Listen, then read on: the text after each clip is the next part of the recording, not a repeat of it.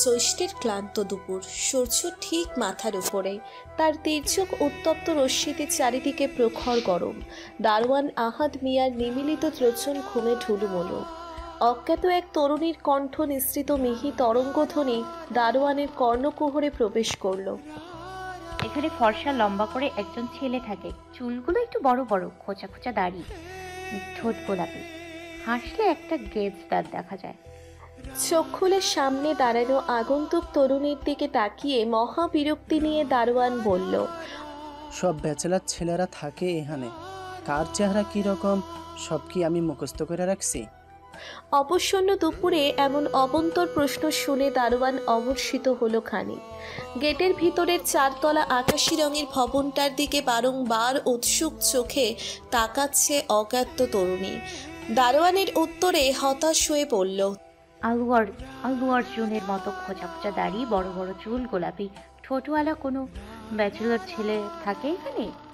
আলু অর্জুনকে চেনেন তো? শুধু গেজ দাঁতটা ব্যতিক্রম, এছাড়া একদম লুক লাইক আলু অর্জুন। তরুণীর কথাগুলো দুর্বোধ্য লাগলো দারোয়ানের কাছে। দারোয়ান আপাদমস্তক এক নজর দেখল তরুণীকে। বয়স 16-17 হবে। আলখেল্লার মতো ঢোলা ঢিলা হাঁটু, ছুঁই ছুঁই বেগুনি রঙের একটা জামা পরা, জিন্স প্যান্ট প্রায় হাঁটু অবধি তোলা, দুই কাঁধে ব্যাগ ঝোলানো, ছোট ছোট সিল্কের চুল কাঁধ বরাবর গিয়ে পড়ে, চেহারায় অস্থির ভাব, চোখে মুখে চঞ্চলতার ঝিলিক। দারোয়ান সহজে ঝামেলা মেটাতে বলল, আল্লু অর্জুন কেডাই? না, এই রকমের কেউ থাকে না। তরুণীর মুখব্যঞ্জন দেখে বোঝা যাচ্ছে দারোয়ানের এমন উত্তরে বিরক্ত সে। গলায় কিছুটা রাগের ভাব এনে বলল, আমি ভেতরে গিয়ে খুঁজে দেখি তাহলে, আমায় ভেতরে ঢুকতে দিন, জরুরি প্রয়োজন আছে। এইখানে ব্যাচেলার পোলা ফাহিন থাকে, কোনো মাইয়া মানুষ এলাও না। যে রাস্তা দিয়ে আইসেন ওই রাস্তা দিয়া ভাগেন। একরোখা তরুণী ভিতরে ঢুকতে বাধাপ্রাপ্ত হওয়ায় কিছুটা চেঁচিয়ে বলল, আমিও তো ব্যাচেলর মেয়ে, ব্যাচেলর ছেলেদের খোঁজে তো ব্যাচেলর মেয়েরাই আসবে, নাকি বুড়ো বুড়ো বেটিরা আসবে, কোনটা? আগন্তুক তরুণীর এরূপ আচরণে দারোয়ান অবাক হলো বেশ। আজব মাইয়া মানুষ। এই আপনি কেডা? আমি অরুণী। আমায় যদি আজ এই বাসায় ঢুকতে না দেন তাহলে আপনার চাকরি খেয়ে ফেলবো। চাকরি খাওয়ার কথা শুনে দারোয়ান অচিরেই ভীতিগ্রস্ত হয়ে পড়ল। অরুণী চাকরি খাওয়ার ক্ষমতা রাখে কিনা সেটাও ভাবল না দারোয়ান। গলার স্বর নরম হয়ে আসলো, বলল, বাসার সামনে বাগানে কার্তিক মশাই ফুল গাছে পানি দিতেছে, ওনার লগে কথা কন, দেখেন ঢুকতে দেয় কিনা। এইটুকু বলে থেমে দারোয়ান গলা উঁচিয়ে ডাকল, কার্তিক মশাই, ও কার্তিক মশাই।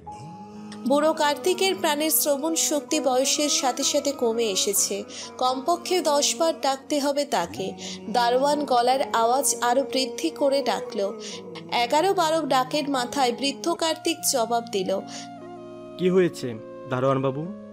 কার্তিক কর্মকার দারোয়ানের ডাকে এগিয়ে আসতে লাগলো গেটের দিকে। বয়সের সাথে সাথে হাঁটার গতিও কমে এসেছে। অরুণী মহা চিন্তায় পড়ে গেল। মনে মনে ভাবছে, কার্তিক মশাই কি বাসার কর্তা? অরুণীর ভাবনায় ছেদ ঘটিয়ে দারোয়ান স্বস্তিপূর্ণ গলায় বলল, যান এবার কর্তা বাবুর লগে কথা কন, ইনি বাসার মালিক কার্তিক কর্মকার। অরুণী তাকিয়ে দেখল সত্তরার্ধ বুড়ো এক লোক, চোখের মোটা ফ্রেমের চশমা দেওয়া, গলায় পৈতা ঝোলানো, কপালে তিলক কাটা, বয়সের ভারে শরীরের চামড়া কুঁচকে গিয়েছে। কালো রোগা পাতলা কার্তিক কর্মকার চশমাটা মুছে চোখে দিয়ে অরুণীর দিকে তাকিয়ে বলল, কি হয়েছে? কে তুমি? দারোয়ান এখন মনে মনে অপেক্ষায় আছে কখন কার্তিক কর্মকার অরুণীকে বাসায় ঢুকতে না দিয়ে চলে যেতে বলবে। কিন্তু দারোয়ানের মনোবাসনা পূর্ণ হলো না। অরুণী বেশ সুললিত কণ্ঠে বলল, কার্তিক মশাই আপনার সাথে কথা বলার জন্য সেই কখন থেকে ভেতরে ঢুকতে যাচ্ছি, কিন্তু আপনার এই চিমড়ে দারোয়ান ঢুকতেই দিচ্ছে না। অরুণীর এরূপ মিথ্যাচারের প্রত্যুত্তরে দারোয়ান এক নজর অরুণীর দিকে তাকায়। পরক্ষণে কার্তিক কর্মকারের দিকে তাকিয়ে জোর গলায় বলল, কার্তিক মশাই, এই মাইয়া একটু আগে কল কইল যে। দারোয়ানের কথা কার্তিক মশাই থামিয়ে দিয়ে অরুণীর দিকে তাকিয়ে বলল, আসো, ভেতরে আসো তুমি। অরুণীর উত্তর ডাকে দারোয়ান বিড়বিড় করতে লাগলো। কপাল কুঁচকে তাকিয়ে রইল অরুণীর দিকে। অরুণী কার্তিক কর্মকারের সাথে হেঁটে বাসার সামনে গেল। বাসার সামনে কিছুটা জায়গা নিয়ে ফুল গাছ লাগানো, এর ভিতর সাদা গোলাপি বেশি, ফাঁকে ফাঁকে তুলসী গাছের টব বসানো। লাল টকটকে সদ্য প্রস্ফুটিত গোলাপের দিকে অরুণীর দৃষ্টি আবদ্ধ। কার্তিক কর্মকার পানি দেওয়ার পাত্রটা হাতে নিয়ে বলল, নাম কি তোমার? কি বলবে বলো। অরুণী বুঝল কার্তিক কর্মকার খুব ঠান্ডা মেজাজের ধীর স্থির প্রকৃতির মানুষ। অরুণী ভারী অবাক গলায় বলল, কার্তিক মশাই, আমি অরুণী। আমায় চিনতে পারছেন? কার্তিক কর্মকার সূক্ষ্ম দৃষ্টিতে অরুণীর দিকে তাকিয়ে বলল, না তো চিনতে পারিনি। ভালো করে দেখুন, মনে করুন মশাই। কথা বলার ফাঁকে ফাঁকে চারিদিক অবলোকন করছে অরুণী। যেভাবেই হোক বাসার ভিতরে ঢুকতে হবে। কার্তিক কর্মকার কিছুক্ষণ সময় নিয়ে কি যেন ভাবল। কয়েক মুহূর্ত পর চিন্তান্বিত চিত্তে বলল, তুমি কি ইন্ডিয়া থেকে এসেছো? অরুণী ৭-৫ না ভেবে বলল, হ্যাঁ হ্যাঁ কার্তিক মশাই, আমি ইন্ডিয়া থেকে এসেছি। কার্তিক কর্মকার একটা ক্ষীণ নিঃশ্বাস ফেলে আফসোস করে বলল, ইন্ডিয়া থেকে চলে এসেছি 12 বছর হয়ে গেছে। কত পরিচিত মানুষ ছিল সেখানে, এখন কারোর সাথে পরিচয় নেই। এত পূর্ব পরিচিত মানুষের সাথে দেখা হলে সবাই আনন্দে আটখানা দিয়ে যায়। কার্তিক কর্মকারের চোখে মুখে বিস্ময়। অতীতের স্মৃতিচারণায় একটু উদাস হয়ে গেল। অতীতে ফেলে আসা স্মৃতির কথা মনে পড়লে মানুষ স্বভাব অনুসারে উদাস হয়ে যায়। কার্তিক কর্মকারের মনে কি চলছে অরুণী তীক্ষ্ণ দৃষ্টিতে তাকিয়ে তা বুঝতে চেষ্টা করল। আন্দাজে ঢিল মেরে কি ধরা খেল? অরুণী খানিকটা শঙ্কিত হয়ে বলল, এবার চিনেছেন আমায় মশাই? আপনাদের পাশের বাসায় ভাড়া থাকতাম। কার্তিক কর্মকারের দিকে প্রশ্নটা ছুড়ে অজ্ঞাত এক শঙ্কা নিয়ে উত্তরের অপেক্ষা করতে লাগলো। কার্তিক কর্মকারের পাশের বাসায় ভাড়াটিয়া কি ছিল? কার্তিক কর্মকার কিছু মুহূর্ত পর উৎকণ্ঠিত হয়ে বলল, এই তুমি শঙ্করের মেয়ে? অরুণীর চোখ মুখে আনন্দ। ঢিল তাহলে ঠিক জায়গায় লেগেছে। জি মশাই, এতক্ষণে চিনলেন? কার্তিক কর্মকার চোখে মুখে বিস্ময় আর গলায় আক্ষেপ। বলল, কত ছোট ছিলে তুমি, আমার কোলে কত পটি করেছ, হিসু করেছ, কত বড় হয়ে গেলে। এত বছরের ব্যবধানে নামটা ভুলে গেছি তোমার। এত পূর্ব পরিচিত মানুষের সাথে দেখা হওয়ার কার্তিক কর্মকার প্রবল আগ্রহান্বিত হয়ে পড়ে। কিন্তু কিছু মুহূর্ত পর কার্তিক কর্মকার অরুণীর দিকে জিজ্ঞাসু দৃষ্টিতে তাকায়। সগ্রহে বিস্মিত হয়ে বলে, আচ্ছা অরুণী, তুমি বাংলাদেশে আসলে কিভাবে? আমার ঠিকানা বা পেলে কোথায়? অরুণীর চটপট উত্তর দেওয়া বন্ধ হয়ে গেল। শেষমেশ ধরা খেয়ে যাবে। মস্তিষ্কের ভিতর থেকে হাতড়ে হাতড়ে বুদ্ধি বের করতে ব্যস্ত হয়ে গেল। কার্তিক মশাই, আমি লেখাপড়া করতে আসছি বাংলাদেশে। বাংলাদেশে আসার সময় আব্বা আপনার ঠিকানাটা দিয়েছে। খুঁজবো করে খোঁজা হয়নি। ভেবেছি আব্বার দেওয়ার ঠিকানা এখনো থাকেন কি থাকেন না, তাই নিয়ে দ্বিধাদ্বন্দ্বে ছিলেন। কার্তিক কর্মকারের মুখে প্রসন্ন ভাব। কোটর কত ক্ষুদ্র হয়ে আসা তামাটে চোখ দুটোতে খানিকটা চমক। আনন্দ উচ্ছল হয়ে বলে, চলো অরুণী, বাসায় চলো। কয়দিন থেকে যাবে কিন্তু? অরুণীর ভিতরে ভিতরে বাঁধ ভাঙা আনন্দ হলেও বাইরে তোষামোদ ভাব। নিরুদ্বেগ ভাব নিয়ে বলল, না মশাই, অন্য দিন আসবো। আহা অরুণী, চলো তো তুমি। কত বছর বাদে দেখা। তোমার আব্বাকে মনে পড়ে খুব। কি যে ভালো মানুষ ছিল। আমরা প্রতিদিন সকালে একসাথে হাঁটতে বেরোতাম। বয়সে আমার অনেক ছোট হলেও আমরা ছিলাম বন্ধুর মতো। এইটুকু বলে থেমে কার্তিক কর্মকার আবার উদ্বেগপূর্ণ গলায় বলল, শঙ্করের কাছে ফোন দাও তো অরুণী, এখনই দাও। কথা বলি তোমার সামনে বসে। অরুণী ভড়কে গেল। ফোন নম্বর? কার ফোন নম্বর দিবে? অরুণী চটপট করে আহত গলায় উত্তর দিল, কার্তিক মশাই, বাবা তো বেঁচে নেই। আমি বাংলাদেশে আসার কয়েক মাস পর মারা গিয়েছে। কার্তিক কর্মকার আঘাতপ্রাপ্ত হলো তীব্রভাবে। কিছুক্ষণ চুপ করে থাকলো। খানিক পরে ব্যথিত হয়ে আফসোস করে বলল, বড্ড ভালো মানুষ ছিল শঙ্কর, এত অল্প বয়সে মারা গেল। কার্তিক কর্মকার উন্মাদনা হয়ে গেল। ব্যথিত ভাবটা গলায় আরো প্রখরভাবে আত্মপ্রকাশ করল। ঈশ্বর ওনাকে স্বর্গবাসী করুক। অরুণী শুধু বারবার এদিক ওদিক তাকাচ্ছে কাঙ্ক্ষিত মানুষটার খোঁজে, চোখে চঞ্চল ভাব, মনে মনে ভারী খুশি। অবশেষে বিল্ডিংয়ের ভিতর ঢুকতে পারবে। কার্তিক কর্মকার ঔদাস্য হয়ে রইল। অরুণী আস্তে করে ডাকে, মশাই। কার্তিক কর্মকারের সম্বিত ফিরে অরুণীর দিকে তাকিয়ে বলে, চলো বাসায় চলো। কার্তিক কর্মকার বাসার নিচতলাতে থাকে। আগে তিনতলায় থাকতো, কিন্তু এখন সিঁড়ি বেয়ে তিনতলায় উঠতে উঠতে কার্তিক কর্মকারের প্রাণ ওষ্ঠাগত হয়ে যায়। অরুণী আশাহত হলো।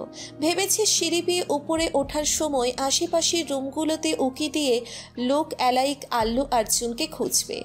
আর কার্তিক কর্মকার ডোরবেল চাপতেই বিশাল দৈত্য আকৃতির মাঝবয়সী এক মহিলা দরজা খুলে দেয়। মহিলার গায়ের রং টকটকে ফর্সা। অতিরিক্ত ফর্সার কারণে লাল ত্বক লাল দেখাচ্ছে। গাল ভর্তি পানির খিলি, পানির পিকে মুখ টকটকে লাল হয়ে আছে। মহিলার দুই গালে যে পরিমাণ মাংস আছে, অরুণীর সারা গায়ে সে পরিমাণ মাংস নেই। অরুণী একবার দরজার দিকে তাকায় আর একবার মহিলাটার দিকে তাকায়। দরজাটা বেশ চিপা। এই দরজা দিয়ে এই মহিলার চলাচল করতে যথেষ্ট অসুবিধেই পড়তে হয় বোধহয়। কার্তিক কর্মকার কি রোগা পাতলা, অথচ তার মেয়ে। অরুণী হালকা হেসে কার্তিক কর্মকারের দিকে তাকিয়ে বলল, আপনার মেয়ে মশাই? অরুণীর কথাই মহিলা খ্যাক করে ওঠে। কার্তিক কর্মকারের মুখ থমথমে। বোঝা গেল অরুণীর কথায় সে অপ্রীতিকর অবস্থায় পড়ে গেল। কার্তিক কর্মকার অপ্রস্তুত ভঙ্গিতে বলল, না না, আমার স্ত্রী। ইন্ডিয়া থেকে চলে আসার 2 বছর পর আমার প্রথম স্ত্রী মারা যায়। তারপর আবার বাংলাদেশে বিয়ে করি। অরুণীর কানে স্ত্রী শব্দটা প্রতিধ্বনিত হতে লাগলো। অরুণী একবার কার্তিক কর্মকারের দিকে তাকায় আর একবার কার্তিক কর্মকারের স্ত্রীর দিকে তাকায়। মনে মনে একটা আগাম ভবিষ্যৎবাণী বের করে। কোনো একদিন সকালবেলা ঘুম থেকে উঠে খবরের কাগজে দেখবে স্ত্রীর নিচে চাপা পড়ে কার্তিক কর্মকারের মৃত্যু। মনে মনে এই কথাটা ভাবতে ভাবতে ফিক করে হেসে ওঠে অরুণী। কার্তিক কর্মকারের স্ত্রী সঞ্চিতা কর্মকার কঠিন চোখে তাকায় অরুণীর দিকে। অরুণীর হাসি তৎক্ষণাৎ করে বন্ধ হয়ে যায়। কিছুক্ষণ পর বোঝা গেল সঞ্চিতা কর্মকার আন্তরিক মানুষ, আর কার্তিক কর্মকারও অতিথির প্রতি বেশ মনোযোগী। কার্তিক কর্মকার সঞ্চিতার দিকে তাকিয়ে বলল, সঞ্চিতা অরণ্যের জন্য ভালো মন্দ রান্না করতে বলো। সঞ্চিতা কর্মকার উত্তর দেওয়ার আগেই অরুণী বলে, সে কি মশাই, মন্দ রান্না কেন করবে? শুধু ভালো রান্না করবেন। অরুণীর এরূপ কথায় সঞ্চিতা কর্মকার বিস্ফোরিত দৃষ্টিতে তাকিয়ে আছে। কার্তিক কর্মকারের মুখের ভাব নিতান্তই স্বাভাবিক। কিশোরীদের চটপটে স্বভাব কার্তিক কর্মকারের বড়ই পছন্দ। কার্তিক কর্মকার বলল, অরুণী, তুমি কি কি খেতে পছন্দ করো? অরুণী কাঁধে থাকা ব্যাগ থেকে খাতা কলম বের করে পছন্দের খাবারের তালিকা করে সঞ্চিতা কর্মকারের হাতে ধরিয়ে দিল। সঞ্চিতা কর্মকার বিরক্ত হলো কিনা তা তার মুখাবয়বে বোঝা গেল না। সঞ্চিতা কর্মকার লিস্টটা হাতে রান্নাঘরের দিকে হাঁটতে লাগলো। গলা উঁচিয়ে হাঁকতে লাগলো, মিতু মিতু। মিতু বাসার কাজের মেয়ে। রান্নাঘরে গরমে আর আগুনের আঁচে ঘেমে একাকার। হাতের পৃষ্ঠদেশ দিয়ে কপালের ঘাম মুছতে মুছতে বলল, জি খালা। সঞ্চিতা কর্মকার মিতুর হাতে লেজটা গুছিয়ে দিয়ে গোমরা মুখে বলল, তোর কর্তা কোথা থেকে তার ইন্ডিয়া পূর্ব পরিচিত আত্মীয় ধরে এনেছে। দুপুরে কি কি খাবে তার তালিকা করে দিয়েছে। কোন সৌজন্য বোধ আছে বল? আবার আমায় দেখিয়ে জিজ্ঞেস করে, মশাই এটা আপনার মেয়ে? শেষ কথাটুকু শুনে মিতু খুব কষ্টে হাসি চাপিয়ে রাখল। কিছুতেই হাসা যাবে না সঞ্চিতা কর্মকারের সামনে। সঞ্চিতা কর্মকার চলে যাওয়ার পর মিতু ভিতরে রুদ্ধ হয়ে থাকা হাসি বের হতে লাগলো। মিতু হাসতে হাসতে লুটোপুটি খাচ্ছে। রান্নাঘর থেকে বিরিয়ানির ঘ্রাণ আসছে, মুরগির রোস্টের ঘ্রাণ আসছে। অরুণী চোখ বুঝে ঘ্রাণ শুকতে লাগলো। বিড়বিড় করে বলছে, ঘ্রাণেই অর্ধেক ভোজন। কার্তিক কর্মকার বাসা থেকে বের হয়ে গেছে একটু আগে। মিতু রান্না করছে আর সঞ্চিতা কর্মকার অরুণীর একটু তফাতে বসে আছে। অরুণীর সাথে টুকটাক কথা বলছে। বাসায় আসার পর প্রথমে সঞ্চিতা কর্মকার যে আন্তরিক ভাব দেখিয়েছে, খাবারের তালিকাটা দেওয়ার পর সে আন্তরিক ভাবটা বাষ্পকারে উড়ে গেল। অরুণীর ব্যাগের ভিতরে থাকা ভাইব্রেশন করা ফোনটা কেঁপে উঠছে। অরুণী দ্রুত ফোন রিসিভ করে আড়ালে চলে গেল। ওপাশ থেকে অস্থির গলায় তাইতি বলল, হরু, তুই কই? শিপন স্যার আজ উচ্চতর গণিতের সাপ্তাহিক পরীক্ষা নিয়েছে প্রাইভেটে। স্যার আগেই বলেছে যারা পরীক্ষায় অংশগ্রহণ করবে না তাদের আর পড়াবে না। আজ তোর নাম সবার আগে বলেছে। অরুণী নিরুদ্বেগভাবে বলল, বাসি পচা কথা বাদ দে, এমন নাটক জুড়ে দিব শিপন স্যার কেন তার বাপত পড়াবে। তুই কোথায় গিয়েছিস সেটা তো বলবি। ওই যে সেদিন একটা ছেলে দেখে প্রেমে পড়েছিলাম না, আলু অর্জুনের মতো দেখতে ছেলেটা, সেদিন যে বাসায় ঢুকেছে আমি এখন সে বাসায়। তাইতি যথারীতি অবাক, তৎক্ষণাৎ জিজ্ঞেস করলো, কি বললি অরুণী? তুই পাগল হয়েছিস? ওখানে সব ব্যাচেলার ছেলেরা থাকে, ওখানে তোকে ঢুকতে দিল কে? আর ঢুকতে দিলেও তুই ওই বাসায় কেন ঢুকবি? তাইতি একটু থেমে হতবুদ্ধি হয়ে আবার বলল, অরু, ওখানে সব ছেলেরা থাকে, তুই কি করিস সেই বাসায়? কোনো কিছু সম্পূর্ণ না শুনে এত হাইপার হোস কেন? আমি কি ব্যাচেলর ছেলেদের রুমে? আমি কার্তিক কর্মকারের বাসায়। এই বাসার মালিক কার্তিক কর্মকার। তাইতির বিস্ময়ের পালা আরো ভারী হয়ে আসে। তোকে বাড়ির কর্তা তার রুমে নিয়ে বসিয়ে রেখেছে? তাইতি এইটুকু বলে থেমে নানান আশঙ্কায় উতলা হয়ে বলল, অরু, তুই চলে আয় তাড়াতাড়ি। বাড়িওয়ালার উদ্দেশ্য খারাপ বোধ হয়। ওই ছেলেকে আমি খুঁজে দেবো তোকে, তুই তাড়াতাড়ি। তাইতির কথা শেষ হওয়ার আগেই অরুণী চাপা গলায় ধমক দিয়ে বলে, মাথায় বুদ্ধি থাকলে শুধু বাসায় ঢুকতে দেয় না, রোস্ট বিরিয়ানি সব খাওয়া যায়। তাইতি কিছু বলতে গেলে অরুণী খ্যাক করে ওঠে, আবার বলে, বুঝে না সোজে না ছাগল বাঁধের ঠ্যাঙ্গে বাড়িওয়ালা হলো বুড়ো ধুল্লুল। অরুণী চট করে ফোনের লাইন কেটে ফোনটা বন্ধ করে রাখে। অরুণী জানালার গ্রিলের ফাঁক দিয়ে এদিক ওদিক তাকাচ্ছে।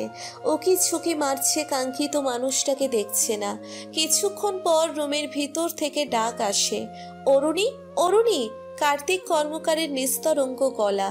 অরুণী সেদিকে এগিয়ে যায়। একবার ছাদের অজুহাতে উপরে যেতে পারলো ভালো হলো। অরুণী কার্তিক কর্মকারের কাছে গিয়ে বলল, কার্তিক মশাই, ছাদে কি ফুল গাছ আছে? কার্তিক কর্মকার ভারী উৎসুক হয়ে বলল, ফুল গাছ, সবজি গাছ সব আছে, 40 জাতের ফুল গাছ আছে। আমি একটু ছাদে গিয়ে দেখে আসি। হ্যাঁ। অরুণী কথাটা বলার সাথে সাথে হুঙ্কার ছাড়ে সঞ্চিতা কর্মকার। ছাদে ভাড়াটে ছেলেরা ক্রাম খেলে। বেড়াতে এসেছো ভালো কথা, রুম থেকে এক পা এদিক সেদিক বের হবে না।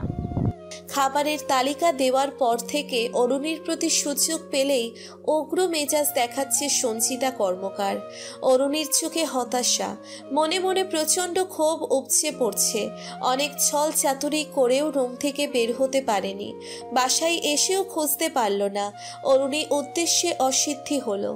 সঞ্চিতা কর্মকারের দিকে যতবার তাকায় ততবারই অরুণীর চোখ দুটো ফার্নেসের চুল্লির মতো জ্বলে ওঠে। কিছুক্ষণ পর ডাইনিং রুম থেকে সঞ্চিতা কর্মকার ডাকলো, অরুণী খেতে এসো। আর যা হয়েছে আর না হয়েছে দুপুরে চম্পেস্ট খাওয়া হবে, এই ভেবে মন ভালো করে ডাইনিং রুমের দিকে গেল।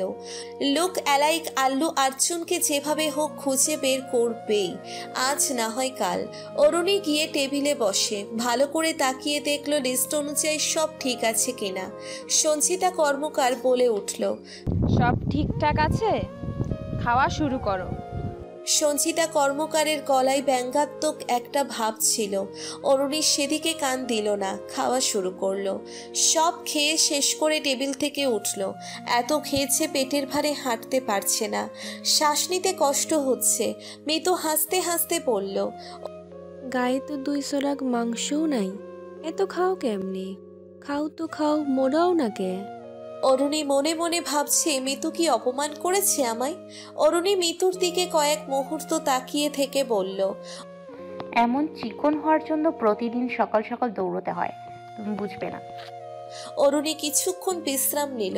বিকেল হয়ে আসলো। অরুণী জানালার ফাঁক দিয়ে গেটের দিকে তাকিয়ে থাকে।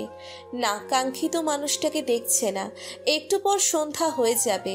সন্ধ্যার আগে বাসায় ফিরতে হবে। কার্তিক কর্মকার বারবার বলছে, অরুণী থেকে যাও। খুব জোর গলায় সাধছে। অরুণী হেসে বলল, আবার আসবো মশাই ভালো মন্দ খেতে। তুমি থাকো কোন জায়গায়? আপনার বাসার সামনে দিয়ে যে রাস্তা গেছে ওই রাস্তার ডান মোড়ে গেলে আর একটা রাস্তা বামে মোড় নিয়েছে, সেখান দিয়ে সোজা দক্ষিণে 10 মিনিট হাঁটতে হবে, তারপর আবার বামে যেতে হবে, তারপর আবার সোজা রাস্তা। রাস্তার মাথায় বড় মসজিদ, মসজিদের পেছনে যে রাস্তা গেছে সেই রাস্তা দিয়ে পশ্চিমে যাবেন, পশ্চিমে গিয়ে দক্ষিণে, তারপরেই আমার বাসা। কথাগুলোতে কার্তিক কর্মকারের মাথায় চট পাকিয়ে গেল। কার্তিক কর্মকার হা করে তাকিয়ে আছে অরুণীর দিকে। অরুণী হেসে বলল, আচ্ছা আসি, আবার আসবো। অরুণী বাসায় যায়। বিশাল আলিশান বাড়ি। নামকরা ইঞ্জিনিয়ার শাহেদ আহমেদের একমাত্র মেয়ে অরুণী। গায়ের রং শ্যামলা, কিন্তু মায়াবী বটে। অরুণীর চঞ্চলতা যেন মায়াটা আরো গাঢ় করে দেয়। অরুণী পা টিপে টিপে বাসার ভিতর খুব সাবধানে ঢোকে। আকাশ পাতাল ফাটিয়ে হঠাৎ সেলিনা আহমেদ চিৎকার করে ওঠে, অরুণী! খুব লম্বা সেই ডাক। সাঁওতাল শিকারীর কোচে ঘা খাওয়া গৈসাপের মতো ডাকে গড়গড় করছে সেলিনা আহমেদ। রসপূর্ণ চোখে তাকিয়ে হুঙ্কার দিয়ে বলল, কোথায় গিয়েছিলি তুই? কোথায় গিয়েছিলি? সারাদিন কোথায় ছিলি? আজ শিফন স্যারের কাছে তোর উচ্চতর গণিত পরীক্ষা ছিল। আর পড়াবে না শিফন স্যার তোকে। কোনো টিচার 1 মাস পড়িয়ে তোকে আর পড়াতে চায় না। সেলিনা আহমেদের রাগে অরুণীর মাঝে তেমন ভাবান্তর পরিলক্ষিত হলো না। স্বাভাবিক গলায় বলল, উচ্চতর গণিত আমার অপশনাল সাবজেক্ট। অপশনাল মানে কি? ও ঐচ্ছিক। আমার ইচ্ছা হলে দিব পরীক্ষা, নয়তো দিব না। অরুণী আর এক দণ্ড না দাঁড়িয়ে চলে গেল রুমের দিকে। সেলিনা আহমেদ তখনও চিৎকার করে যাচ্ছে। অরুণীর কানে গেল, আজ সূর্য আসুক। আম্মা, এখন রাত হয়ে গেছে প্রায়। রাতের বেলায় সূর্য আসবে কোথা থেকে? অরুণীর গলায় রসিকতা। সেলিনা আহমেদের ক্রোধ আরো বৃদ্ধি পেল। অরুণী বিকট শব্দে দরজা আটকে দেয়। গোসল সেরে এসে বন্ধ করে রাখা ফোনটা অন করে তাইতির কাছে কল করে। অরুণী হ্যালো বলতেই তাইতি বলে, সমস্যা কী রে তোর? ফোন বন্ধ করে রেখেছিলি কেন তখন? তখন আমি কার্তিক কর্মকারের বাসায় ছিলাম। আর যাই হোক, কার্তিক কর্মকার চমৎকার মানুষ, কিন্তু বউটা দেখতে মিষ্টি কুমড়া আর আচরণ বোম্বাই মরিচের মতো। তাইতি গাঢ় স্বরে বলল, তুই কিভাবে কি করলি? একদম বাসার মালিকের বাসায় গিয়ে উঠেছিস? একেই বলে বুদ্ধির খেল। শুধু বাসায় যাওয়া না, রোস্ট বিরিয়ানি সব খেয়ে এসছি। অরুণী এইটুকু বলে থেমে হতাশ গলায় বলল, শুধু যার খোঁজে গিয়েছি তাকে পাইনি। বাসা পর্যন্ত গিয়েও পেলি না। আর তোর বাপের এত টাকা, তাও তোর মানুষের বাসায় গিয়ে ওভাবে খেতে হবে কেন? অরুণী আক্ষেপ করে বলল, কার্তিক কর্মকারের বউয়ের জন্য ঝামেলাটা হলো। ওভাবে খেতে ভালো লাগে, অ্যাডভেঞ্চার, বুঝলি? তুই যে ওই আল্লু অর্জুনকে ওইভাবে খুঁজছিস, এমন তাগড়া জোয়ান সুদর্শন পুরুষ, তার কি গার্লফ্রেন্ড নেই? গিয়ে দেখ, বউ আছে। নামধাম কিছুই জানিস না, শুধুই পাগলামি। অরুণী ধমক দিয়ে ওঠে। তাইতি হেসে বলে, তুমি বৃথাই সেজেছো বৈরাগী। গেজ দাঁতওয়ালাকে কিভাবে খুঁজে পাবে এই চিন্তায় বিবস্ব হতে হতে ঘুমিয়ে পড়ে অরুণী। সকালবেলা দরজা ধাক্কা ধাক্কির শব্দে পূর্ব প্রস্তুতি ছাড়াই ধা করে অরুণীর ঘুম ভেঙে যায়। আচমকা ঘুম ভাঙার ফলে প্রথমে কৌতূহলে চারিদিকে তাকায়, পরবর্তীতে দরজার সামনে সূর্যের গলা শুনে ভীতিগ্রস্ত হয়ে গেল। সকাল সকাল যমদূত এসে দুয়ারে হাজির। অরুণীর দরজা খুলতে ভয় করছে। দরজা খোলার সাথে সাথে বিকট আওয়াজের এক ধমকে অরুণীর কানের পর্দা ফেটে যেতে পারে, গালে 2-4 ঘা মেরে বসতে পারে। দরজায় ক্রমাগত আঘাত করেই যাচ্ছে। অরুণী দরজা খোলে, মাথা নিচু করে 2 হাতে 2 গাল চেপে রেখে দাঁড়িয়ে থাকে। গালে চড় খাওয়া বড্ড কষ্টের, আর চড়টা যদি কোনো রকম কানে লাগে মনে হয় সব কিছু তবদা লেগে গেছে। সূর্য শক্ত গলায় বলল, কিরে আরুণী, কোথায় গিয়েছিলি তুই কাল? অরুণীর বুক ভয়ে দুরু দুরু করছে। 2 হাত শক্ত করে গালে চেপে রেখেছে। অনুসূচিত হয়ে নিচু স্বরে বলল, সূর্যদা, আর কখনো যাব না কোথাও। এই কথা তো সেই ছোটবেলা থেকেই বলে আসছিস, আর তুই আব্বা আমার কথা শুনিস না কেন? অরুণী নিচু স্বরে বলল। শুনি তো কথা। অরুণীর দুই চোখ পলক মধ্যেই অশ্রুপূর্ণ হয়ে গেল। সূর্য বেশ বিরক্ত হয়ে তাকালো। কিছু বলার আগে কেঁদে ভাসিয়ে দিস, এসব নেকা স্বভাব বাদ দে। সূর্যের গলার স্বর নরম হয়ে এসেছে। অরুণী যে ঝড় ঝঞ্ঝাটের আশা করেছিল তা কিছুই হয়নি। আজকে সূর্যের মেজাজ মনে হয় খুব ফুরফুরে। গার্লফ্রেন্ডের সাথে ঝগড়া লাগেনি বোধহয় আজ। অরুণী কথাটা বলতে গিয়েও চর খাওয়ার ভয় বলল না। সূর্য রুম থেকে বের হতে উদ্যত হলে অরুণী মেনিমুখো গলায় বলল, দাদা শিপন স্যার নাকি পড়াবে নাকি আমায়, একটু সুপারিশ করে দিও। সূর্য পিছনে ফিরে বলল, তোর জন্য আমি সুপারিশ করব? পাগলা কুত্তায় কামড়াইছে আমারে। অরুণী জানে সূর্য ঠিকই সুপারিশ করবে। সূর্য চলে যাওয়ার পর আরুণী রুমের দরজা জানালা বন্ধ করে হাই তুলতে তুলতে বিছানার দিকে এগিয়ে যায়। ঘুম ভালো হয়নি, আবার ঘুমোতে হবে। আলোতে অরুণীর ঘুম আসে না, তাই দিনের বেলায়ও রুমের দরজা জানালা আটকিয়ে অন্ধকার রুম বানিয়ে ঘুমাবে। কলেজের সময় হয়ে এলে ঝট করে বিছানা ছাড়ে। লুক অ্যালাইক আল্লু আর্জুনকে খুঁজতে হবে। সেই সুদর্শন পুরুষের হাসিটা ধারালো ছুরির মতো অরুণীর বুকে বিঁধছে। গেজ দাঁতের হাসি অরুণীর চোখের সামনে পর্দার মতো ভাসছে। ছেলেটার হাসির উপর কারফিউ জারি করা হোক, যেখানে সেখানে হাসা নিষিদ্ধ করা হোক। হেসে কারো ঘুম হারাম করার অধিকার তার নেই। ছেলেটার চেহারায় অদ্ভুত মায়া। যেসব ছেলেদের চেহারায় এমন মায়া তাদের কি বলা যেতে পারে? মায়াবতী শব্দটা শুধু মেয়েদের জন্য প্রযোজ্য কেন? অরুণী কলেজের উদ্দেশ্যে রেডি হয়ে নাস্তার টেবিলে যায়। টেবিলের পাশে দাঁড়িয়ে পাউরুটি আর কলা দ্রুত খাচ্ছে। সূর্য সিঁড়ি বেয়ে নামার সময় চোখ যায় অরুণীর দিকে। তোর কলেজ কয়টায়? এত তাড়াতাড়ি বের হচ্ছিস কেন? আর চেয়ারে বসে ধীরে স্থিরভাবে নাস্তা কর। কথাটা বলতে বলতে টেবিলের কাছে এসে চেয়ার টেনে বসে অরুণীর দিকে তাকায় সূর্য। সূর্যের রাগের ভয়ে অরুণীও বসে পড়ে। একা একটা বড় ভাই না, যেন সুন্দরবনের বিখ্যাত রয়্যাল বেঙ্গল টাইগার। খাওয়ার মাঝে সূর্য বলল, আমি তোকে পৌঁছে দিব কলেজে। না, আমার গাড়িতে যেতে ভালো লাগে না, আমি হেঁটে যেতে পারবো। তোমার গাড়িতে তো তোমার লাল চুলওয়ালা বান্দরের মতো দেখতে গার্লফ্রেন্ডটা থাকবে। তোমার গার্লফ্রেন্ডের শরীর থেকে যা গন্ধ আসে, জাস্ট বমি করে দিতে ইচ্ছে করে। অরুণীর কথা শুনে সূর্য খাবার গিলতে ভুলে যায়। সূর্যের চোখ চড়ক গাছ। বিস্ময় আর রাগ মিশ্রিত গলায় বলল, অরণি কি বললি তুই? মিলে দেখতে বান্দরের মতো, ও শরীর থেকে গন্ধ আসে? তো কি ঘ্রাণ আসে? কিরকম ঘ্রাণ আসে? তোমার গার্লফ্রেন্ড কি পারফিউম ব্যবহার করে দাদা? পারফিউম তো তুমিই কিনে দাও, নামটা ঝটপট করে বলে ফেলো, আমারও একটা সেই রকম পারফিউম লাগবে। সূর্যের মুখ গুরু গম্ভীর হয়ে যায়। চোখ লাল করে অরুণীর দিকে তাকিয়ে রাগের বহিঃপ্রকাশ ঘটায়। অরুণী ভয় পায় সূর্যের এমন খ্যাপাটে চাহনি। গালে কি চর মেরেই বসবে এবার? কথার স্রোতের কি বলতে কি বলে ফেলল। সূর্য বলল, তোকে কে বলেছে আমি মিলাকে পারফিউম কিনে দেই? দিন দিন বেয়াদব হয়ে যাচ্ছে অরণি। আর মিলাকে তোরা তো অপছন্দ কেন?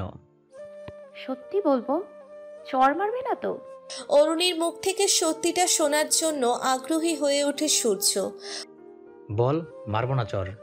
একে তো চুলগুলো স্ট্রেট করতে করতে গরুর লেজের মতো হয়েছে, তার উপর বান্দরের মতো লাল রং করা। খালেদা জিয়ার মতো চিকন ভ্রুগুলো আর্ট করে 3 ইঞ্চি মোটা বানায়। চোখে সারাক্ষণ টকটকে বাহারি রঙের লিপস্টিক তো থাকেই। ত্বকে 5 ইঞ্চি মোটা মেকআপ। সকাল বিকাল পার্লারের দুয়ারে গিয়ে কপাল ঘষে। বাম হাতেও 10 ইঞ্চি লম্বা লম্বা নখ, অফিসের মতো ডান হাতেও নখ। অরুণী একটু থেমে আক্ষেপ করে বলল, বিশ্বাস করো দাদা, তোমার গার্লফ্রেন্ড যদি টানা 1 মাস পার্লারে না গিয়ে আসল রূপ নিয়ে তোমার সামনে আসে, তুমি এতদিন তার যে রূপের আগুনে জ্বলে পুড়ে বার্ন ইউনিটে ছিলে, তখন তাকে দেখার পর আইসিইউতে মৃত্যুর সাথে পাঞ্জা লড়বে। সূর্যের গার্লফ্রেন্ডকে নিয়ে এতদিনের জমানো কথাগুলো বলতে পেরে অরুণীর মুখে হৃষ্টতা। অরুণী ভেবেছিল এসব বলার মাঝে সূর্যকে পুরনো সেই রাজা বাদশার মতো চিৎকার করে খামোশ বেয়াদব বলে থামিয়ে দিবে। কথাগুলো শুনে সূর্যের কেমন প্রতিক্রিয়া হয়েছে তা দেখার জন্য অরুণী তাকায় সূর্যের দিকে। ভয় ভয় গলায় বলে, দাদা, তুমি কিন্তু বলেছ চড় দেবে না। সূর্যের মুখ থমথমে। কথায় পরাস্ত হয়ে সূর্য কিছুক্ষণ চুপ থেকে গম্ভীর গলায় আদেশ করল, যা তুই কলেজে যা। অরুণী পৈশাচিক এক আনন্দ নিয়ে টেবিল ছাড়ে, রাস্তায় হাঁটছে আর এদিক ওদিক তাকাচ্ছে।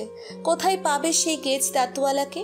প্রথম দেখেছিল বাস স্ট্যান্ডে, মেরুন রঙের একটা শার্ট পরা ছিল, কাঁধে ছোটোখাটো একটা ব্যাকপ্যাক। সেই বাস স্ট্যান্ড থেকে অরুণী ছেলেটাকে ফলো করতে করতে কার্তিক কর্মকারের বাসার গেট পর্যন্ত যায়। কার্তিক কর্মকারের বাসায় এখন গিয়ে লাভ হবে না। কার্তিক কর্মকার অরুণীকে নিয়ে তার বাসায় বসিয়ে রাখবে। সঞ্চিতা কর্মকার এক পাও বাসা থেকে বের হতে দিবে না।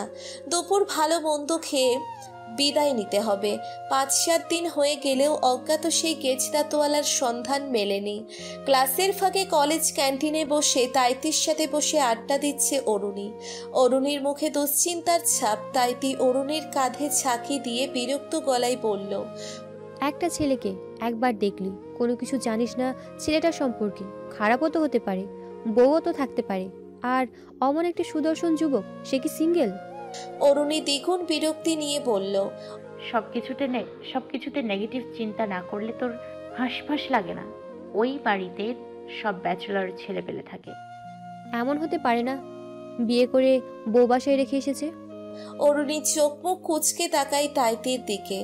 তোর মতো এমন নেগেটিভ চিন্তাভাবনার মানুষ সাথে থাকলে জীবনে অনুপ্রেরণা বলতে কিছু থাকবে না।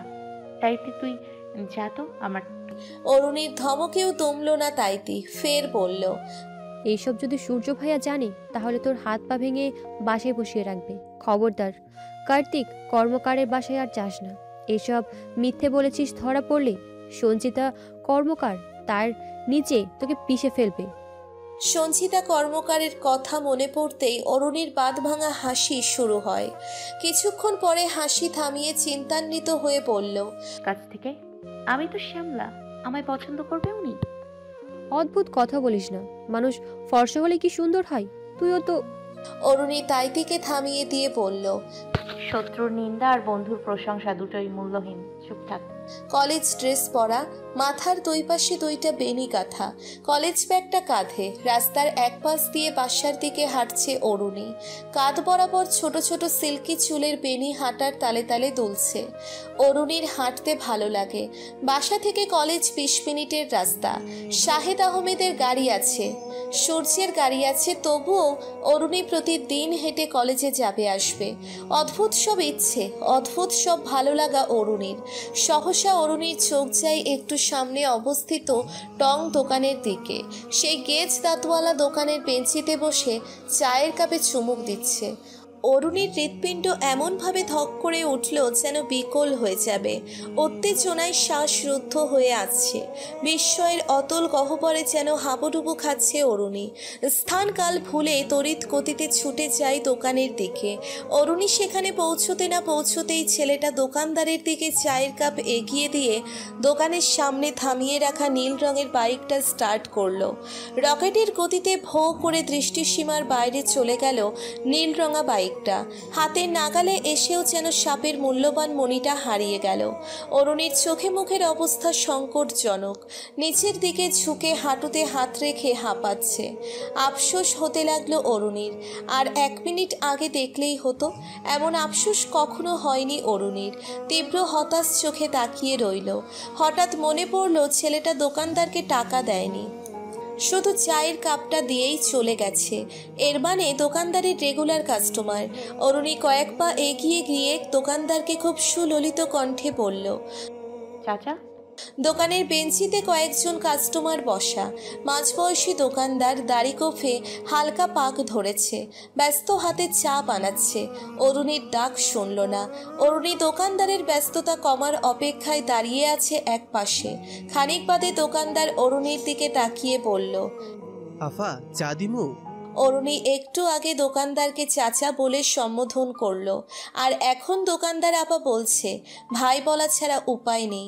অরুণী একটু ইতস্তত বোধ করে বলল, আচ্ছা ভাই, একটু আগে সাদা রঙের শার্ট পরা একটা ছেলে যে চা খেলো দোকানের সামনে বাইক দাঁড় করিয়ে রেখে, সে ছেলেকে আপনি চেনেন? দোকানি বিরক্ত হয়ে তাকালো অরুণীর দিকে। দোকানি আশা করেছিল অরুণী চা দিতে বলবে। দোকানির মুখের অভিব্যক্তি দেখে অরুণী সেটা বুঝতে পারল। দেন ভাই, এক কাপ চা দেন। দোকানের পাশের বেঞ্চিতে বসলো অরুণী। দোকানের সামনের দিকে যে বেঞ্চ আছে সেখানে কয়েকজন ছেলে বসা। একটু আগের প্রশ্নে দোকানি অরুণীর প্রতি যতটা বিরক্ত হয়েছিল, চা দিতে বলায় ততটা খুশি হলো। অরুণীর দিকে চায়ের কাপ এগিয়ে দিয়ে হাসি মুখে বলল, পোলারা রুদ্র, রুদ্র আকুন ভার্সিটিতে লেখাপড়া করে, 3 বছর ধইরা আমার দোকানে চা খাই।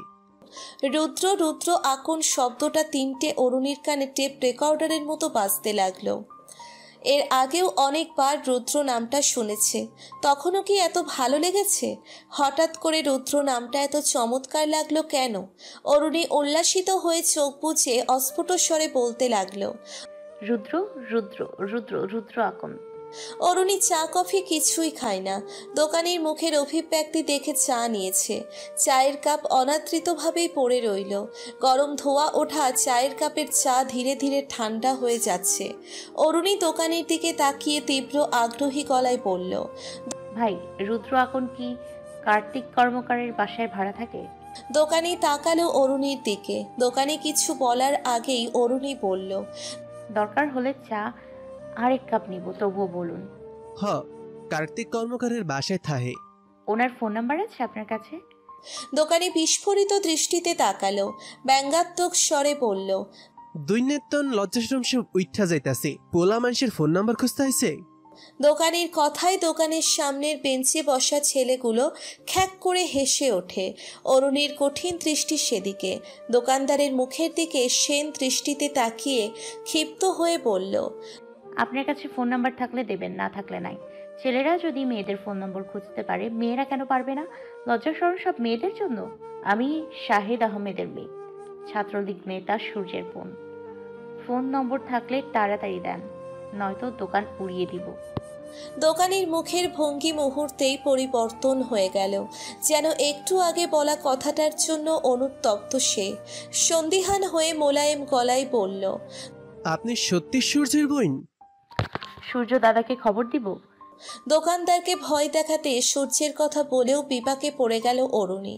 যদি সূর্যের কাছে এসব বলে দেয় দোকানি, সূর্য জানলে অরুণীর অবস্থা খারাপ হবে। অরুণীর এসব ভাবনার সুতো ছিঁড়ে দোকানি হতবিহ্বল হয়ে বলল, আপনারা দেখলে বোঝান যায় না যে আপনি শাহেদ আহমেদের মাইয়া? আমি কি এখন কপালে বড় বড় অক্ষরে লিখে রাখবো আমি শাহেদ আহমেদের মেয়ে? দোকানি দ্রুত তার মোবাইলটা অরুণীর দিকে এগিয়ে দিয়ে বলল, দেখেন আপা, রুদ্রের নম্বর নাই মোবাইলে। আমি কাল আপনার লাইগা ফোন নাম্বার রাইখা দিমুন রুদ্র থেইকা। কি অদ্ভুত! আমি কি রুদ্র আকনের নম্বর চিনি? আমি বুঝবো কিভাবে আপনার ফোনে নম্বর আছে কি নেই? ফোন নম্বর যদি কাল আমায় দিতে না পারেন, তাহলে আমি কিন্তু সূর্য দাদার কাছে বলবো। অরুণী এই বলে উঠে ব্যাগ থেকে টাকা বের করে দোকানির দিকে টাকা এগিয়ে দিয়ে বলল, এই নিন টাকা। দোকানি টাকা নিতে নারাজ। অরুণী জোর করে টাকা দিয়ে চলে আসলো। পরের দিন দোকানে এসে জানতে পারে রুদ্র আসেনি আজ। অরুণী জেরা করতে লাগলো দোকানিকে। দোকানি বলল, বিশ্বাস করেন আফা, আই নাই রুদ্র। আগে কি প্রতিদিন আসতো? মাঝে মধ্যে 2-1 দিন আসে না, আবার আসে। কালকে কি আসবে? দোকানি মৃদুগামী গলায় বলল, তা আমি কইতে পারি না। যদি আয় তাইলে আমি ফোন নাম্বার রাখবনি। অরুণী ব্যর্থ হয়ে ফিরে যায়। টানা 2-3 দিন ধরে আসলো দোকানে। রুদ্রও দোকানে আসছে না 2-3 দিন ধরে। অরুণী ছটফট করতে লাগলো। কি অদ্ভুত ব্যাপার, এগুলো কেমন বাড়াবাড়ি রকমের অনুভূতি। অরুণী নিজের উপর বিরক্ত হচ্ছে। রুদ্রের সম্পর্কে আদৌ কিছু জানে না, চিনে না।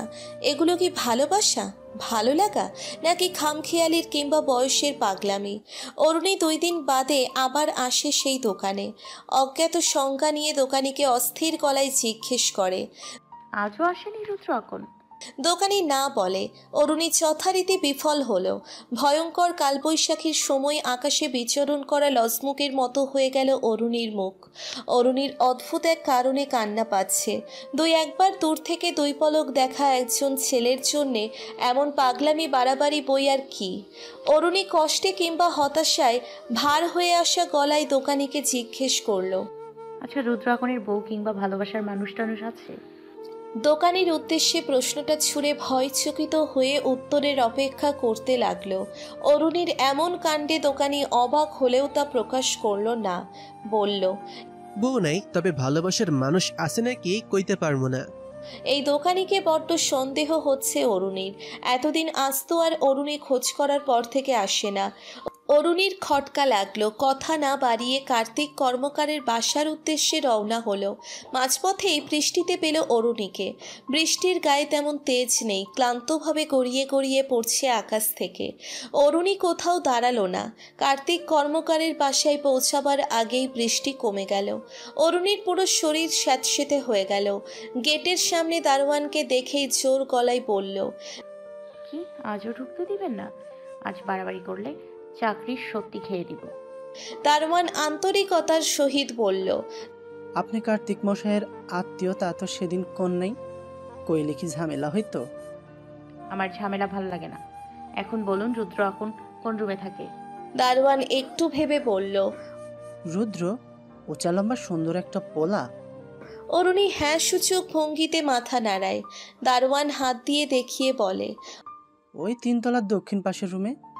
অরুণী চারিদিকে তাকিয়ে খুব সাবধানে গেটের ভিতরে ঢুকলো। কার্তিক কর্মকার বাসার উত্তর পাশে দাঁড়িয়ে কি যেন করছে, দূর থেকে ঠিক বোঝা গেল না। কিছুতেই কার্তিক কর্মকার কিংবা সঞ্চিতা কর্মকারের সামনে পড়া যাবে না। খুব সতর্কতার সাথে উপরে উঠতে থাকে। অরুণী আবেগ কম্পিত হয়ে পড়ল। রুদ্র আকনকে কি খানিক বাদেই দেখতে পারবে? অরুণী 3 তলায় উঠে দক্ষিণ পাশের রুমে ডোরবেল বাজালো। অরুণীর বুকের ভিতর তোলপাড় শুরু হয়ে গেল। এখনই কি রুদ্র বেরিয়ে আসবে? হঠাৎ দরজা খোলার শব্দ আসলো। সদ্য গোসলখানা থেকে বের হওয়া, কোমরে তোয়ালে পেঁচানো আর গলায় ভেজা লুঙ্গিটা এক যুবক দরজার সামনে দাঁড়ানো। অরুণী এক নজর তাকালো। না, এটা তো রুদ্র না। অজ্ঞাত এক তরুণীর সামনে এমন অবস্থায় দাঁড়িয়ে কিঞ্চিত লজ্জা পেল দরজায় দাঁড়ানো যুবক। অরুণী ছটপট জিজ্ঞেস করল, রুদ্র এখন আছে? যুবক বলল, ওয়েট। অরুণী বিস্ময় ভরা চোখে তাকিয়ে রইল। উনি কি রুদ্রকে ডেকে আনতে গিয়েছে? অরুণীর ভাবনা মিথ্যে হলো। 2-3 মিনিট পর সেই যুবক ট্রাউজার আর টি শার্ট পরে এসে অবাক গলায় বলল, কে আপনি, আর এখানে এসেছেন কিভাবে? যুবক অরুণীর দিকে তাকালো। শ্যামবর্ণের অরুণীর চোখে মুখে অদ্ভুত মায়া। গায়ের কাপড় কিছুটা ভেজা, সালোয়ার টাকনো থেকে একটু উপরে তোলা, আর পায়ের জুতা জোড়া হাতে। কাদা বালিয়ার পালিতে ল্যাপটানো জুতা জোড়া পরে সিঁড়ি পেয়ে ওঠাতে খুব অসুবিধে হচ্ছিল অরুণীর। অরুণী জবাব দিল, যেভাবে আসার আসছি। রুদ্র আকনকে একটু ডেকে দেন। যুবকের চোখে মুখে বিস্ময়। বলল, একটা ব্যাচেলর বাসায় এভাবে ঢুকে পড়লেন, আর রুদ্রকে কেন খোঁজ করছেন? আমিও তো ব্যাচেলর মেয়ে, ব্যাচেলর ছেলের খোঁজে ঢুকেছি। অরুণীর এমন ছটপট অদ্ভুত অদ্ভুত উত্তরে যুবকের বিস্ময়ের পাল্লা ভারী হচ্ছে ক্রমশ। অরুণী ফের বলল, আরে ভাই, রুদ্র আকনকে একটু ডেকে দেন না। রুদ্রকে কেন খুঁজছেন? রুদ্রের সাথে আপনার সম্পর্ক কি? রুদ্র আমার বয়ফ্রেন্ড। রুদ্রর সাথে আমার শারীরিক মানসিক সম্পর্ক। এত কিছু দিয়ে আপনার কি দরকার? একটা প্রশ্নেরও সোজাসাপটা উত্তর দিচ্ছে না। এক নিঃশ্বাসে কথাগুলো বলে থামলো অরুণী। যুবক বিমূঢ় হয়ে তাকিয়ে রইল। কপালে ভাঁজ পড়ল কয়েকটা। শারীরিক মানসিক সম্পর্ক? রুদ্রের গার্লফ্রেন্ড? অরুণীর মুখের দিকে ভ্রুকুচকে ভালো করে তাকালো। অরুণীর আচরণে বিচলিত হয়ে গেল। আমি কিরণ, রুদ্রের রুমমেট। রুদ্র রাজশাহী গেছে ওর বাসায়, আর আপনি রুদ্রের গার্লফ্রেন্ড সেটা আমি জানবো না? হ্যাঁ? অরুণী আবার আশাহত হলো। গলার স্বর মুহূর্তেই পরিবর্তন হয়ে গেল। ভাই, আমি মিথ্যে বলেছি। আমি রুদ্রর গার্লফ্রেন্ড নই। আমার একটু দরকার, ওনাকে জরুরি। উনি কবে নাগাদ আসবে? ওনার ফোন নাম্বারটা দেওয়া যাবে? অরুণীর এমন চঞ্চলতায় কিরণ উত্তর দিতে ভুলে গেল। অরুণী ফের একই কথা জিজ্ঞেস করল। কিরণ রুদ্রের ফোন নম্বর টুকে দিল। অরুণীর বাঁধ ভাঙা আনন্দ। কিছুক্ষণ পর করুণ স্বরে বলল, ভাই, একটা সত্যি কথা বলবেন? কি কথা? রুদ্রর কি গার্লফ্রেন্ড আছে? প্লিজ ভাইয়া, সত্যি বলবেন।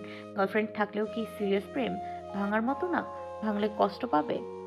অরুণীর প্রতিটি প্রশ্ন কিংবা উত্তরে কিরণ স্তম্ভিত হয়ে গেল। আশ্চর্যান্বিত ভাবটা প্রকাশ না করে চুপচাপ হজম করে বলল, সেগুলো আপনি রুদ্রের কাছ থেকে জেনে নিয়েন। আপনি কিভাবে এখানে এসেছেন আপনি জানেন। সঞ্চিতা কর্মকার আপনি দেখেনি? হ্যাঁ? আর রুদ্রকে কেন খুঁজছেন এভাবে? অরুণী এসবের উত্তর না দিয়ে বলল, সঞ্চিতা কর্মকার আমায় দেখেনি। এখন যদি এত সব প্রশ্নের উত্তর দিতে যাই তাহলে নির্ঘাত দেখে ফেলবে। অরুণী সিঁড়ি বেয়ে নামতে নামতে কিরণের দিকে তাকিয়ে আবার বলল, ভাইয়া আপনি আমার কত বড় উপকার করেছে, ভাইয়া আপনি যে আমার কত বড় উপকার করেছেন। আপনার জড়িয়ে ধরতে ইচ্ছে হচ্ছে। আপনি মেয়ে হলে শুধু জড়িয়ে ধরতাম না, চুমুও খেতাম। কিরণ বিস্ফোরিত দৃষ্টিতে তাকিয়ে আছে অরুণীর দিকে। কি অদ্ভুত, কি আশ্চর্য রকমের মেয়ে। কার্তিক কর্মকারের বাসা থেকে খুব সতর্কতার সাথে বের হতে লাগলো অরুণী। একদিকে ঘরে বুক ধড়ফড় করছে, অন্যদিকে রুদ্র ফোনের নম্বর পেয়ে অরুণীর নিস্তব্ধ হৃদয় উপকূলে চুপিসারে আনন্দের বেজায় ঝড় বয়ে যাচ্ছে। এখন যদি সঞ্চিতা কর্মকারের সামনে পড়ে, সঞ্চিতা কর্মকারের সেই ভয়ঙ্কর ক্রোধাদীপ্ত চেহারা অরুণীর কল্পনায় তীব্র ত্রাসের সৃষ্টি করে। হৃদস্পন্দন অতিমাত্রায় বেড়ে যায়। অবশেষে গেট পেরিয়ে বের হলো অরুণী। এতক্ষণ ভয়ে রুদ্ধ হয়ে থাকা নিঃশ্বাসকে জোরে জোরে শ্বাস প্রশ্বাস নেওয়ার মাধ্যমে মুক্তি দেয়। দারোয়ান দাঁত কেলিয়ে এসে অরুণীর দিকে তাকিয়ে বলে, সঞ্জিতা বৌদি তাড়া করছে নাকি? হাঁপানকে? অরুণী চোখ মুখ কুঁচকে তাকায় দারোয়ানের দিকে, মেকি রাগ দেখিয়ে বলে, সঞ্চিতা কর্মকার আমায় তাড়িয়ে দেবে? কার্তিক কর্মকার ইন্ডিয়া থাকাকালীন আমার পাশের বাসার জ্যাঠা ছিল। অরুণী রুদ্রের ফোন নম্বর পাওয়ার উত্তেজনায় দারোয়ানের সাথে তর্ক করার আগ্রহ পেল না। কিছু দূর গিয়ে ব্যাগ থেকে ফোনটা বের করে রুদ্রের নম্বরে ডায়াল করলো। অরুণীর হাত যেন ঈষৎ কাঁপছে। রুদ্র ফোন ধরলে কি বলবে? অরুণীর অস্থিরতা কাজ করতে লাগলো। প্রবল অধীরতা নিয়ে ওপাশ থেকে ফোন রিসিভড হওয়ার অপেক্ষায় প্রহর গুনতে লাগলো। কয়েক সেকেন্ড পর মেয়েলি এক গলা ভেসে ওঠে, দুঃখিত, কাঙ্ক্ষিত নম্বরটি এই মুহূর্তে সংযোগ দেওয়া সম্ভব হচ্ছে না। রাগে অরুণীর চোখ বুজে আসছে, ইচ্ছে করছে ফোনটা ছুঁড়ে ফেলে দিতে। রাগ সংবরণ করে। হয়তো রুদ্রর ফোনে চার্জ নেই। আবার কিছুক্ষণ পর ফোন দেয়, তাও সুইচ অফ। ক্ষোভে অরুণীর মাথা ধরে যাচ্ছে। নিজের উপর ক্ষোভ হচ্ছে। এই ঘটনায় কারো উপর ক্ষোভ দেখানো যায় না। যখন কারো ওপর ক্ষোভ দেখানো না যায় তখন মানুষ আত্মক্ষোভে ফেটে পড়ে। 4-5 দিনে টানা কয়েকশো বার ফোন দিয়েছে। শেষমেশ বুঝতে পারল রুদ্রের রুমমেট কিরণ বন্ধ ফোন নম্বর দিয়েছে। কিরণের প্রতি অরুণীর ক্ষিপ্ততা বাড়তে থাকে। অরুণীর শরীরের প্রতিটি শিরা উপশিরার আগে দপদপ করছে। ঠিক করে আবার যাবে কার্তিক কর্মকারের বাসায়। শুক্রবার শাহেদ আহমেদ জুম্মার নামাজ পড়ে এসে অরুণীকে ডাকে। শামিমা তখন টেবিলে খাবার বাড়ছিল। শাহেদ আহমেদের বাসার কাজের মেয়ে শামিমা। শাহেদ আহমেদ আরো কয়েকবার ডাকলো অরুণীর নাম ধরে। শামিমা শাহেদ আহমেদের দিকে তাকিয়ে বলল, কাকা অরুণী ঘুমায়। এই অবেলায় ঘুমায়? সেলিনা কোথায়? অবেলায় ঘুমায় না, সকালের ঘুম এখনো ভাঙে নাই। কাকি গোসল করে মনে হয়। শাহেদ আহমেদ ভ্রুকুচকে শামিমার দিকে তাকিয়ে অবাক গলায় বলল, অরুণী এখনো ঘুমায়? শাহেদ আহমেদ সোফা ছেড়ে উঠে অরুণীর রুমের দিকে যায় দ্রুত পায়ে। রুমের দিকে যেতে যেতে রাগের গিরগির করে বলতে লাগলো, কলেজে 2 বছর চোখের পলকে শেষ হয়ে যায়। ফার্স্ট ইয়ার তো চলেই গেছে, সেকেন্ড ইয়ার যেতে 2 মাসও লাগবে না। সায়েন্স নিতে বলছে কে ওকে, অল সাবজেক্টে ফেল করবে। আমি বইয়ের থেকে ট্রিপল ই নিয়ে পাশ করেছি, আর আমার মেয়ে এইচএসসিতে অল সাবজেক্টে ফেল করবে। এসব ভাবতে ভাবতে শাহেদ আহমেদের রাগ আরো গাঢ় হয়। অরুণীর রুমের দরজায় চড়ে চড়ে ধাক্কা দিয়ে ডাকতে লাগলো, অরুণী, অরুণী। শাহেদ আহমেদের চেঁচামেচি শুনে সেলিনা আহমেদ দ্রুত গোসল সেরে বের হয়। ভেজা চুলে তোয়ালে পেঁচাতে পেঁচাতে ছুটে আসে অরুণীর দরজার দিকে। আতঙ্কিত স্বরে শাহেদ আহমেদের দিকে তাকিয়ে বলল, কি হয়েছে? এমনভাবে চিৎকার করছেন মনে হয় খুন খারাপই হয়ে গেছে। শাহেদ আহমেদ ধমকে ওঠে, মেয়ে এত বেলা পর্যন্ত ঘুমায়, সেদিকে খেয়াল আছে তোমার? এমনিতে হচ্ছে মাথা ভরা গোবর, তারপর লেখাপড়ায় ভুজুর গুজুর। ছাদে সবজি চাষ না করে তোমার মেয়ের মাথায় চাষ করো। মাথায় খাঁটি গোবর সার, কোনো ভেজাল নেই, ফসলাদি ভালো হবে। আপনার মাথায় কি গোবর কম? বাপকা বিটি। শাহেদ আহমেদ যেন বিস্ময়ের চূড়ায় পৌঁছে গেল। রাগের চোটে মুখ থেকে ইংরেজি বেরিয়ে এলো, shut up Selina, have you any idea about me? I was a Buetian. রেগে গেলে শাহেদ আহমেদের মুখ থেকে অনর্গল ইংলিশ বের হবে। ন্যাশনাল থেকে ইতিহাস অনার্স করা সেলিনা আহমেদের পক্ষে সেগুলো বোঝা অসম্ভব বটে। শাহেদ আহমেদের রাগ কমে আসলে ফের বলে, যাও যাও, অরুণীকে ঘুম থেকে তুলে পড়তে বসাও। শাহেদ আহমেদ হাতের কবজিতে দেওয়া ঘড়ির দিকে তাকিয়ে পুনরায় বলল। আমার বেরোতে হবে। সেলিনা আহমেদের কাছ থেকে উত্তর আসে, খেয়ে যাবেন না? শাহেদ আহমেদ না বোধক ভঙ্গিতে মাথা নাড়িয়ে চলে যায়। শাহেদ আহমেদের সাথে বিয়ে হওয়ার পর মহা বিপাকে পড়েছিল সেলিনা আহমেদ। বাসর রাতে ইংরেজিতে কি একটা জিজ্ঞেস করলো। সেলিনা আহমেদ হাঁ করে তাকিয়ে রইল। বড়লোক বাবার একমাত্র সুন্দরী মেয়ে হওয়ার সুবাদে বিয়েটা হয়ে গিয়েছিল শাহেদ আহমেদের সাথে। নিত্য উঠতে বসতে ইংরেজি আর ফিজিক্স রসায়নের চুক্তি দিয়ে সেলিনা আহমেদকে বোকা বনে পাঠাতো। একদিন সেলিনা আহমেদ লজ্জা সরবির মাথা খেয়ে বলল, আমি ইংরেজি বুঝি না, সবসময় ইংরেজি টেনে টুনে পাশ করতাম, তা অন্যের খাতা দেখে লিখে। আর আমি আর্টসের স্টুডেন্ট, ফিজিক্স রসায়ন ওসব বুঝবো কিভাবে? সেলিনা আহমেদের কথাটা শোনার সাথে সাথে শাহেদ আহমেদ যেন বজ্রাহত হলো। তীব্র হতাশা তাকে ঘিরে ধরল। শাহেদ আহমেদের বউ ইংরেজি বুঝে না? শাহেদ আহমেদের যেন লজ্জা রাখার জায়গা নেই। ঘুম থেকে উঠে গোসল সেরে পড়তে বসলো অরুণী। রুদ্রের বন্ধ ফোন নম্বরে অকারণে ডায়াল করলো। ক্ষীণ আশা অরুণীর মনের পর্ণ কুটিরে এবার বোধহয় ফোনটা রিসিভ হবে। বরাবরের মতো হতাশ হলো। কিছুক্ষণ বইয়ের দিকে উন্মানা হয়ে তাকিয়ে থাকার পরই অরুণীর ফোনে রিং বাজে। অরুণী স্ক্রিনের দিকে ফোন রিসিভ করে হাই তুলতে তুলতে বলে, হ্যালো রাকা, কি খবর বল? ওপাশ থেকে খুব জরুরি গলায় বলল, অরুণী রেস্টুরেন্টে যাবি? তাই তিনিরাও যাবে, নীরা খাওয়াবে। অরুণী বিস্মিত হয়ে বলল, যাব না মানে? এক্ষুনি আসছি। অরুণী হুড়মুড়িয়ে রুম থেকে বের হয়। সিঁড়ি বেয়ে নামতে শুরু করলেই সেলিনা আহমেদের কঠিন দৃষ্টি পড়ে অরুণীর দিকে। অরুণী অপ্রস্তুতভাবে হেসে খুব ব্যস্ত গলায় বলল, আম্মা আমি একটা কাজে বের হচ্ছি, তুমি যদি সূর্য দাদার কাছে বলো খারাপ হবে। সেলিনা আহমেদ কর্কশ গলায় বলল, বলবো না মানে? আমি এক্ষুনি ফোন দিচ্ছি, তুই গেট পর্যন্ত যেতে না যেতেই দেখবি সূর্য দাঁড়ানো। তুই লিখবি না, পড়বি না, তোর শিক্ষিত বাপ এসে আমাকে কথা শোনাবে প্রতিদিন।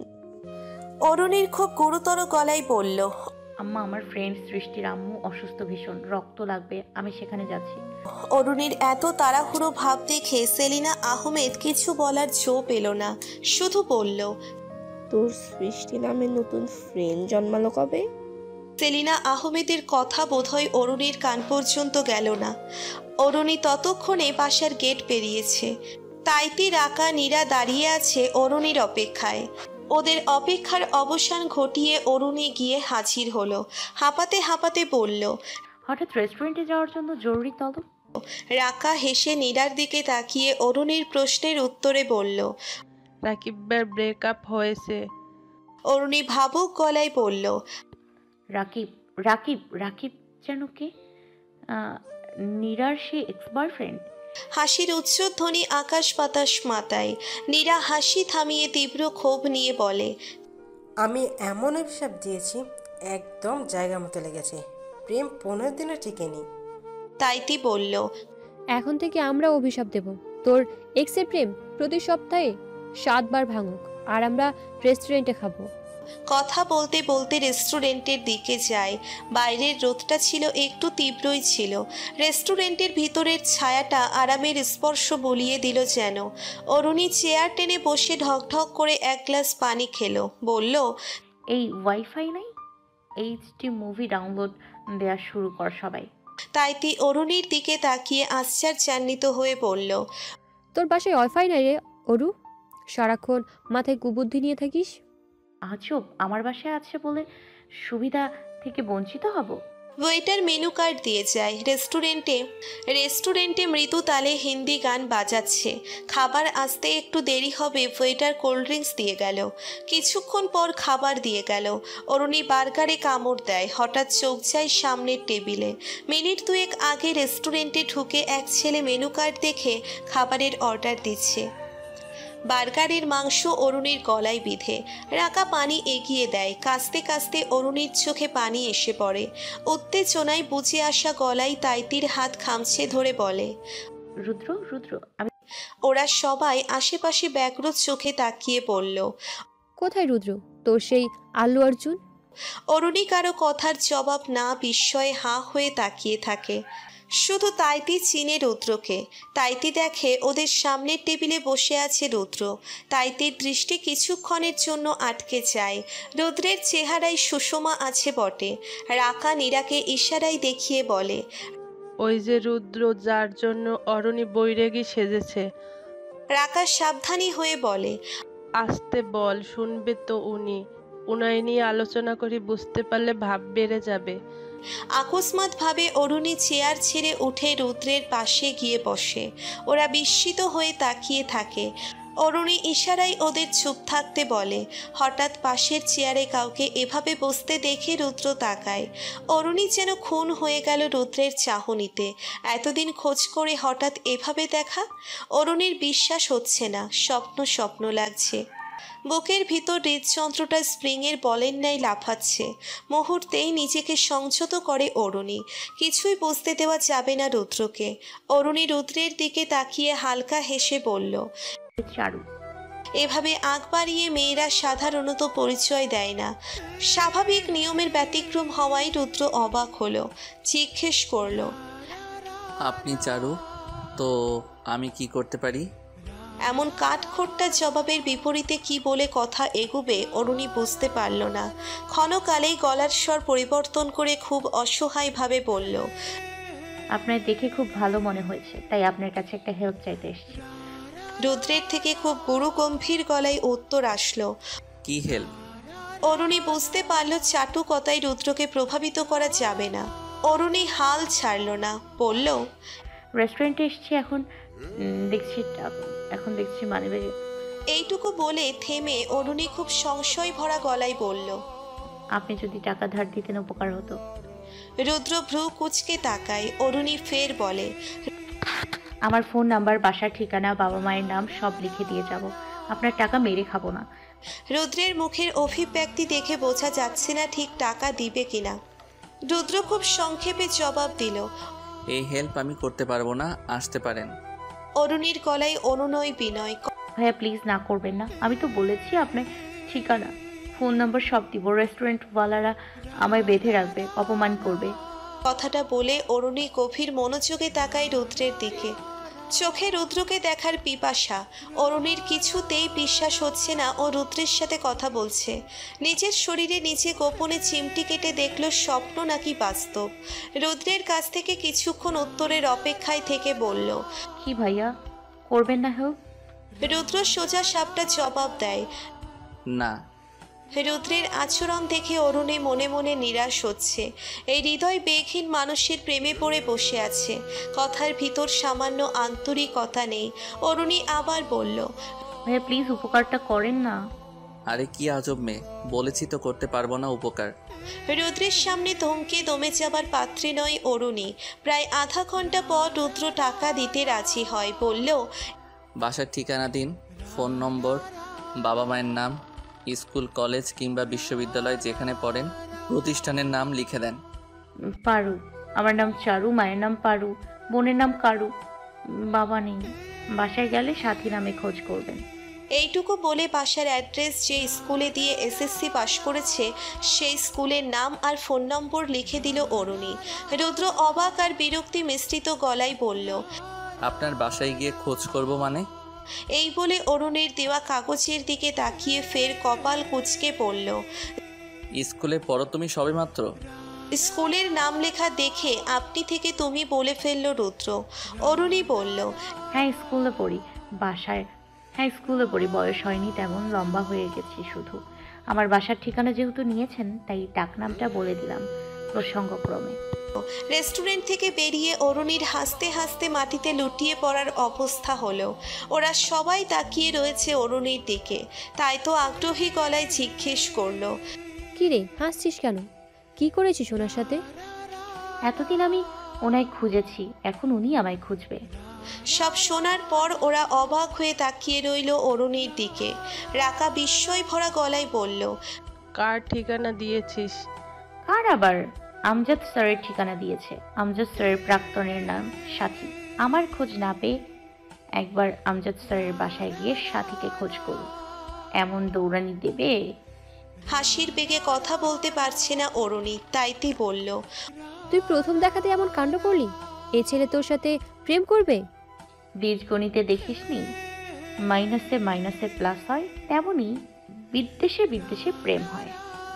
অরুণী একটু থেমে আবার বলল, আমি স্কুলের নাম লিখে দিয়েছি, স্কুলে গিয়ে খোঁজ করে আমায় পাবে না, বাসায় গিয়ে দৌড়ানি খাবে, কিন্তু ফোন নাম্বার সঠিকই দিয়েছি। সাথে সাথে যদি উনি ফোন দিয়ে ট্রাই করতো, একবার শুধু ফোন দিক, ওনার ফোন নাম্বারটা রেখে আমার এই সিমটা অফ করে রাখবো। ওনার রুমমেট যে ফোন নাম্বার দিয়েছে সেটা অফ, এখন এই পদ্ধতিতে ফোন নাম্বারও পেয়ে যাব। অরুণীর কণ্ঠে উচ্ছ্বাস, চোখে মুখে আমোদ। তাইতি উৎকণ্ঠিত হয়ে বলল, তাই বলে তুই আমজাদ স্যারের ঠিকানা দিবি? স্যারের বাসায় গিয়ে সাথীকে খোঁজ করলে ওনার হাত পা ভেঙে দেবে। দিক ভেঙে আমি হসপিটালে গিয়ে সেবা করব। তুই কি ওনার টাকা সত্যি ফেরত দিবি না? দিব, তবে এত তাড়াতাড়ি নয়।